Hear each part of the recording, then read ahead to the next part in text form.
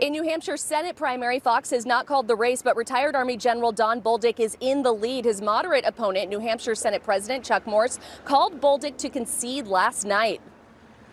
We have taken their arrows. We have successfully protected ourselves. You sent the biggest signal to the establishment tonight.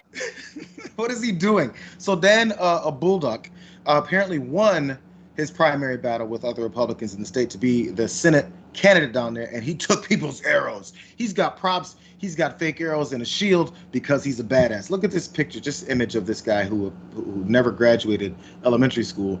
But I mean, look, I guess it works. Whatever works for you, I guess it works. So he's got spears and arrows and shields because this is politics. Have you heard anything about his policies yet? We can get to some of those, though.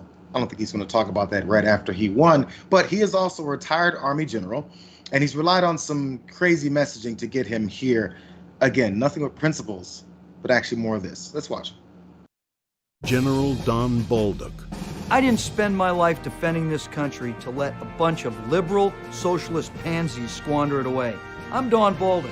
I approve this message, and I'm asking for your vote. Great policy there he's got. A good platform. These weak liberals, I didn't serve these 2 terms to let these weaklings run my country. So what are you going to do?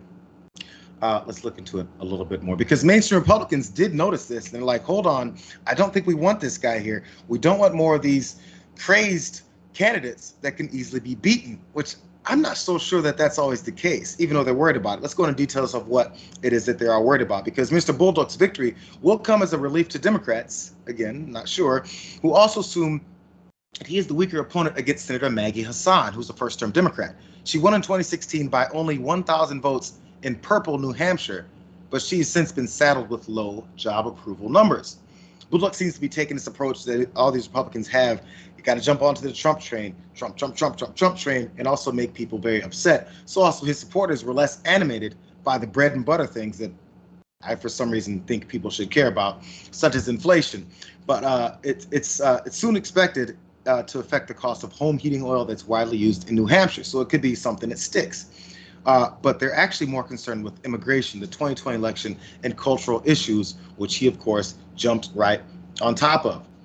He says, I signed a letter with 120 other generals and admirals saying that Donald Trump won the election, and damn it, I stand by it. That's what he said in the debate last month.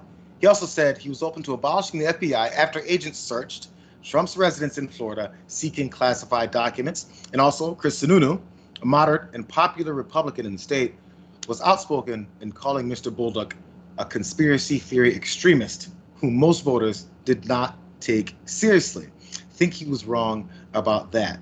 One other part, though, Dan, because this is the kicker for me. It was a tweet from the recount. They put this out from one of these back and forth, maybe a debate, where he says, by the way, he was the front runner at this point before he won the whole thing. He supports repealing the 17th Amendment. The 17th Amendment states that U.S. senators must be directly elected by the people. He claims that it's created a political career for politicians and all the corruption that you see. So that's the problem, Dan. Don Bolduc's got it all figured out.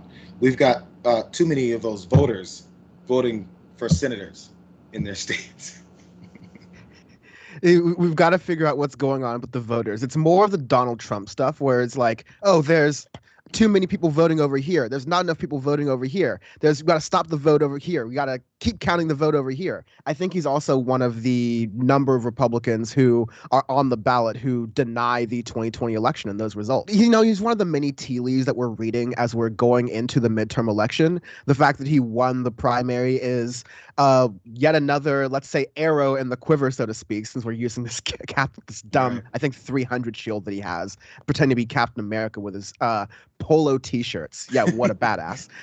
But all the Republicans who were screaming, there's this radical MAGA ring of the Republican Party that doesn't believe in facts, that believes that they are the rightful heirs to be president and leaders of the government forever, completely antithetical to American democracy.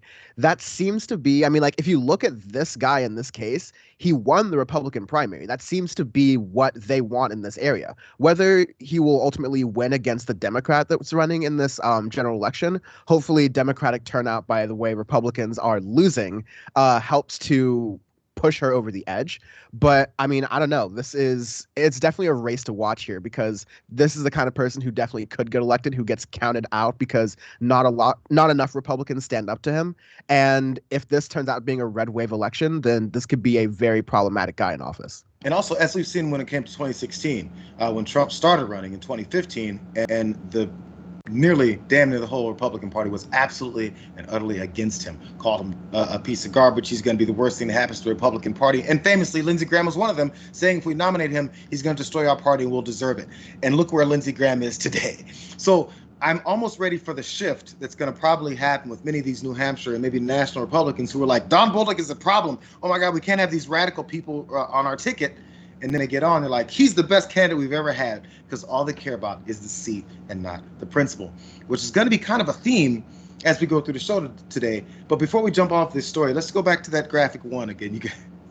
Don Bolduc took the time, told his staff to go and take a shield, get it made. Maybe it was made already. Maybe he got it from, those Halloween stores pop up around this time of year in every abandoned building that you can find. Shout out Spirit Halloween. Spirit Halloween, we'll find it. Maybe he went and found it there. But they put arrows in a shield. And he wore an extra medium shirt to this event. And he decided to show off his spears and his shield and his arrows, because this is politics. Again, bro, this is America.